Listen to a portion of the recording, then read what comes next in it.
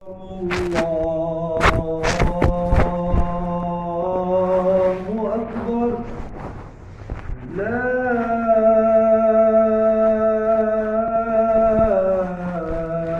إله إلا الله.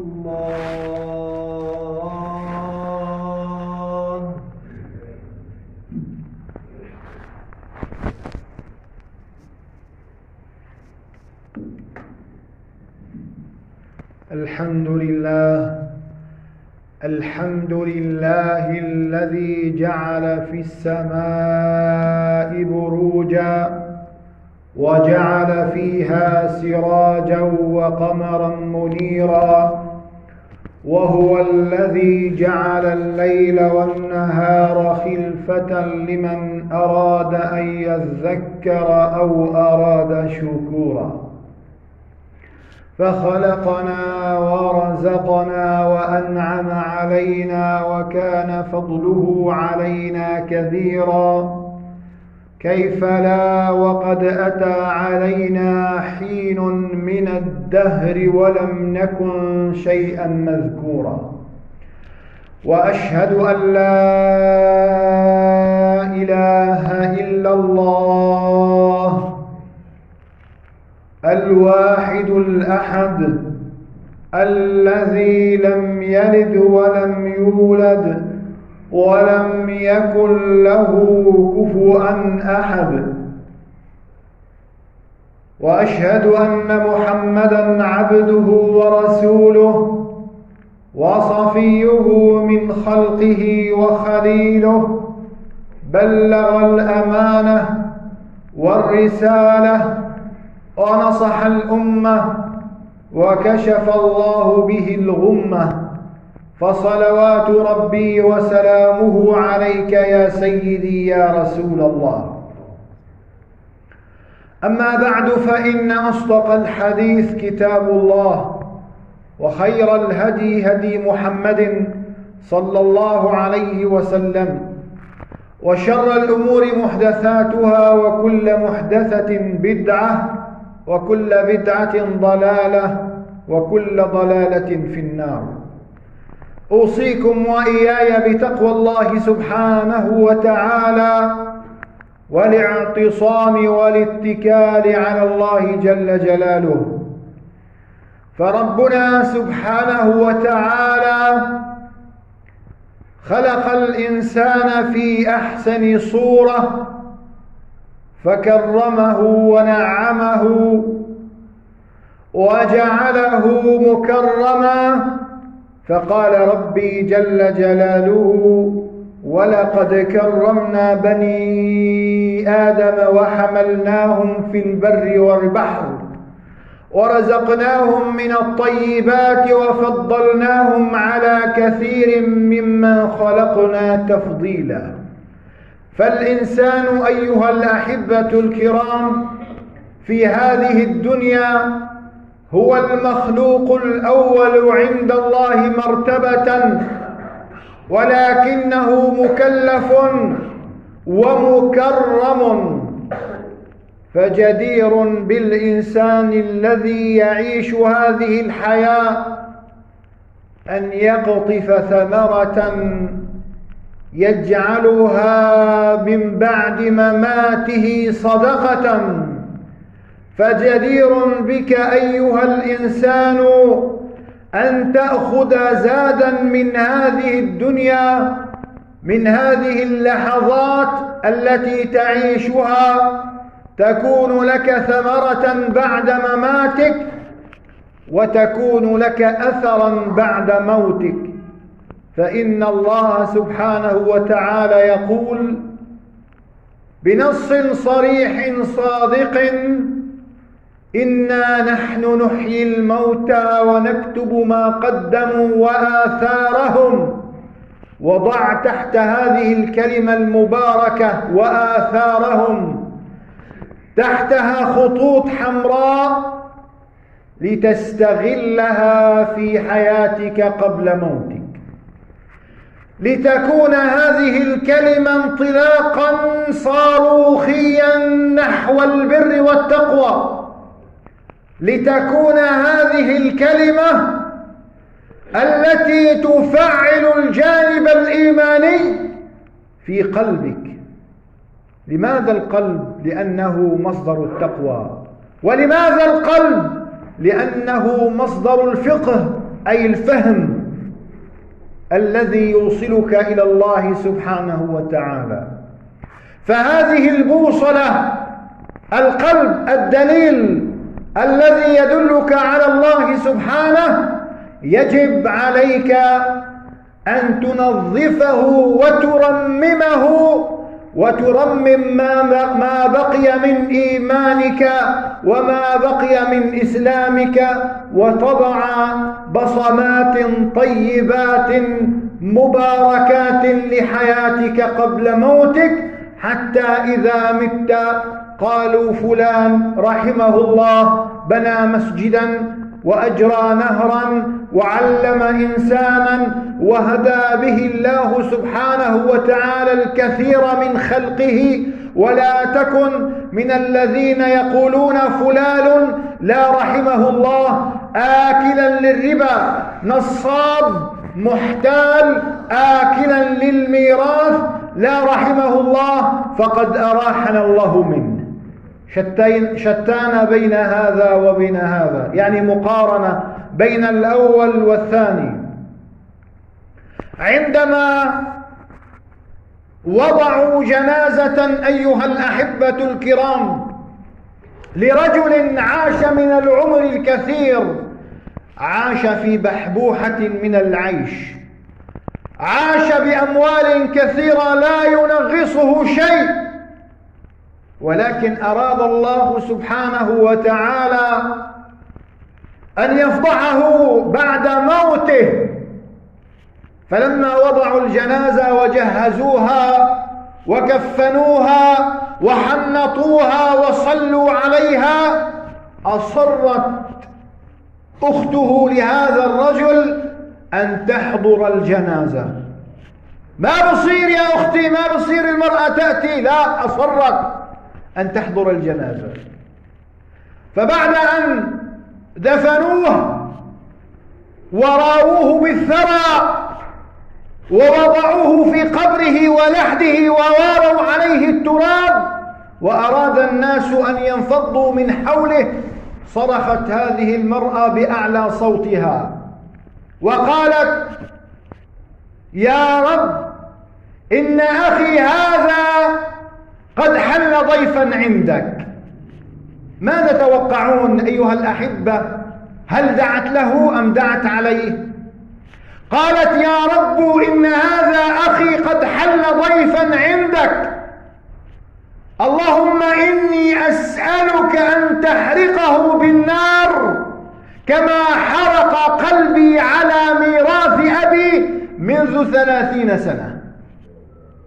اللهم يا رب، إني أسألك ألا ترحمه كما حرمني من ميراث أبي أكثر من 30 سنة.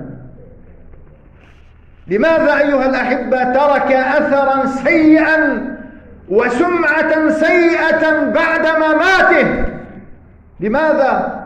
من أجل الدنيا، من أجل الدنيا التي قال عنها الحبيب المصطفى صلى الله عليه وسلم: لو أن الدنيا كلها تساوي عند الله جناح بعوضة، ونحن بجهلنا ولأننا في عقولنا خرق يعني جنون نتقاتل على جناح بعوضة، نتقاتل عن الدنيا على الدنيا، ومن أجل الدنيا نتصارم ونتدابر ويقتل بعضنا بعضا من أجل الدنيا.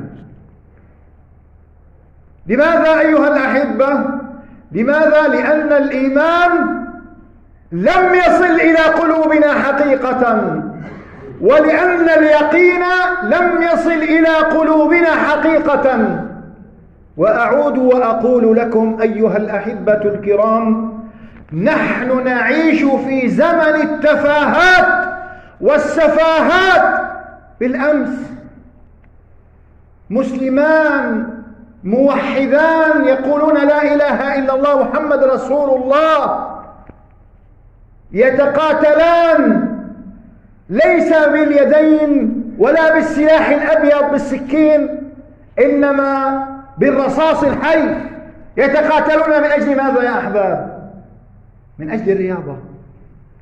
فلان يشجع ما بعرف مين، وفلان يشجع ما بعرف مين، وشمت فلان بفلان فقاما على بعضهم الباب وتقاتلا من أجل ماذا؟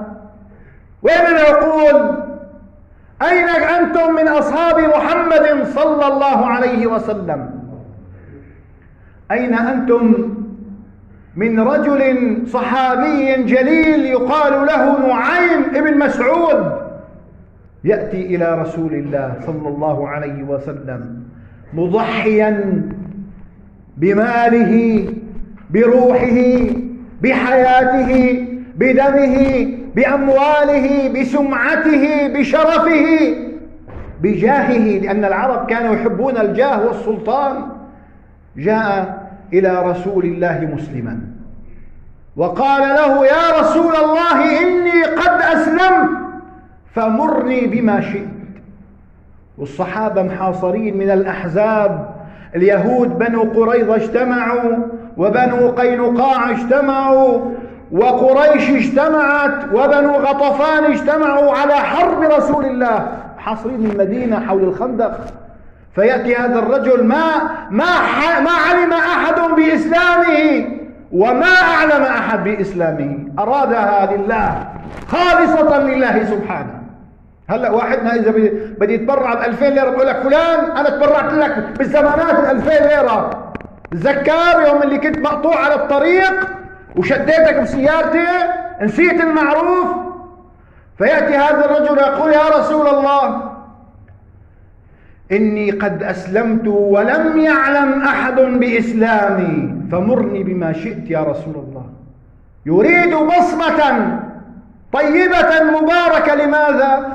لأن النصر قريب، ونصر الله سبحانه وتعالى قريب، ونصر الله لرسوله وللمؤمنين قريب مهما طال الزمن.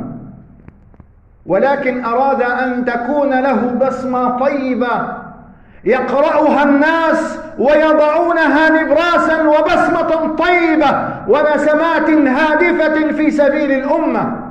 فيأتي ويقول: يا رسول الله إني قد أسلمت فمرني بما شئت. قال له رسول الله عليه الصلاة والسلام: إنما أنت رجل واحد فخذل عنا ما استطعت فإن الحرب خدعة. ما هو خدعة؟ خدعة، هذا هو الكلام الصحيح. فذهب إلى اليهود وخذل عنهم عن المسلمين بما أعطاه الله سبحانه وتعالى من قوة ومن دهاء ومن ذكاء. ثم ذهب إلى قريش فخذل عنهم، فرمى بين اليهود وبين قريش وبين غطفان فتنة عارمة. ثم بعث الله سبحانه وتعالى رياحا لا يستقر لهم خيبة ولا تستقر لهم موقدة، حتى ذهبوا إلى بلادهم ورجعوا خائبين خاسرين. ونصر الله سبحانه وتعالى رسوله والمؤمنين بكلمات بسيطات وبذكاء حاذق وضعه في الموضع الذي أراده الله سبحانه. أين نحن الآن أيها الأحبة من البصمات الطيبات في الإسلام؟ تعيش الآن 80 أو 90 سنة إذا مد الله بعمرك وما فعلت شيئا للإسلام. بيقول لك الإسلام فيه أخي قائمين على الدعوة، ورجال قائمين على الدعوة، ومشايخ يصلون في المسجد، وأنت لست مسلما. ما هي البصمة التي تريد أن يذكرك الناس بعد موتك للإسلام؟ ماذا فعلت؟ ما فعلت شيئا. طعام وشراب ولباس وسيارة وزوجة وأولاد ووظيفة، وبعد ذلك موت، ثم ذهبت هباء منثورا. لا ذكرك أحد ولا ترحم عليك أحد. فالجدير بك أيها الحبيب أن تترك أثرا مباركا طيبا بحياتك وبعد موتك. نسأل الله العظيم رب العرش العظيم أن يجعلنا وإياكم هاديين مهديين غير ضالين ولا مضلين. أقول قولي هذا وأستغفر الله العظيم، فاستغفروا ربكم فيا فوز المستغفرين.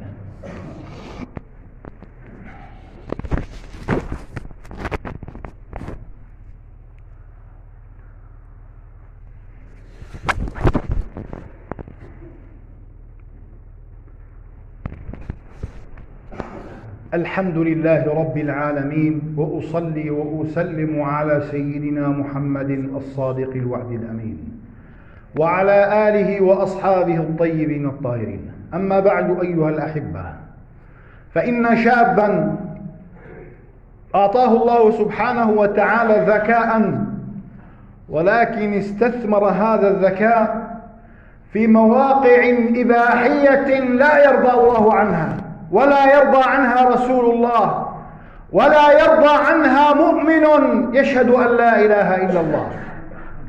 فأخذ ينشر من المقاطع الإباحية، ووضع لهذا الموقع كلمة سر، ثم بعد مدة أصابه الله بمرض، أنزل الله عليه مرض فمات هذا الولد، وأمه وأبوه لا يعلمان بما يفعل هذا الولد. ما بيفعلوش، قافل على حاله الغرفة وجالس ينشر من هذه المقاطع. فلما مات رأته أمه في المنام أن كثيرا من الشباب والنساء يبولون أعزكم الله على قبره، فذهبت إلى أحد المعبرين وقالت: رأيت ابني الذي مات على هذه الشاكلة وعلى هذه الصورة وعلى هذا المنام، هذه الرؤية، ماذا أفعل؟ قال لها المعبر: إن ابنك كان يعمل عملا لا يرضاه الله سبحانه، ارجعي إلى هاتفه وإلى حاسوبه. ففتحت فوجدت أن هذا الولد كان ينشر مقاطع إباحية والعياذ بالله، ترك بصمة سيئة وسيئات جارية تأتي إلى قبره بعد موته. ولم يستطيعوا أيها الأحبة أن يدخلوا إلى هذا الموقع ويحذفون هذه المقاطع. لماذا؟ وضع كلمة سر لا يعلم بها إلا الله سبحانه وتعالى، فتأتيه السيئات أيها الأحبة وهو في قبره إلى قيام الساعة، إلى ما لا يعلمه الله سبحانه وتعالى، إلى ما لا يعلمه الله، ربما 1000-2000 سنة حتى تمحى هذه المقاطع. فلذلك أيها الأحبة، أنت الآن كما قال سيدنا رسول الله: إن الإنسان أو إن العبد ليتكلم بالكلمة من رضوان الله سبحانه وتعالى تبلغ الآفاق. نشرت مقطع فيه لا إله إلا الله، فيه حديث صحيح، فيه عبرة طيبة، فيه حكمة مباركة وصلت شرقا وغربا، تأتيك حسناتها.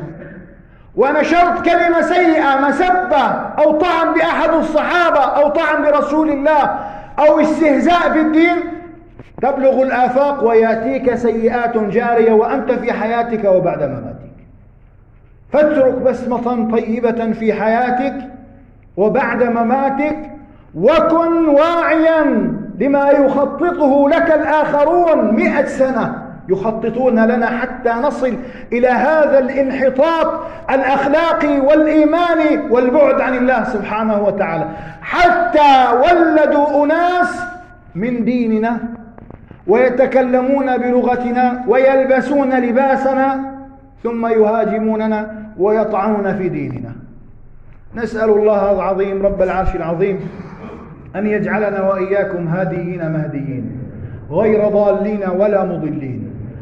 اللهم اغفر لنا وارحمنا وعافنا واعف عنا، وارحمنا فوق الأرض وتحت الأرض ويوم العرض. اللهم اغفر لآبائنا وأمهاتنا ومشايخنا ومن كان له فضل علينا. اللهم ارفع الغمة والبلاء والوباء والغلاء عنا يا رحيم، واجعل قلوبنا عامرة بذكرك، واجعل قلوبنا عامرة بالتقوى يا أرحم الراحمين. اللهم إلهنا مولانا يا سميع الدعاء، لا تجعل لنا في هذه الساعة المباركة هما إلا فرجته، ولا دينا إلا قضيته، ولا مريضا إلا عافيته، ولا محتاجا إلا كفيته، ولا مظلوما إلا نصرته، ولا ظالما إلا قصمته، ولا ميتا من أموات المسلمين إلا رحمته، ولا فقيرا إلا أعطيته، ولا محتاجا إلا كفيته. اللهم ربنا ارحمنا يا رب العالمين، فإنك بنا راحم، ولا تعذبنا فإنك على عذابنا قادر. اللهم ربنا آتنا في الدنيا حسنة وفي الآخرة حسنة وقنا عذاب النار. اللهم صل وسلم وبارك وعظم وشرف على سيدنا أبي القاسم محمد وعلى آله وأصحابه الطيبين الطاهرين. وأقم الصلاة لذكر الله. الله أكبر الله أكبر. أشهد أن لا إله إلا الله. أشهد أن محمدا رسول الله.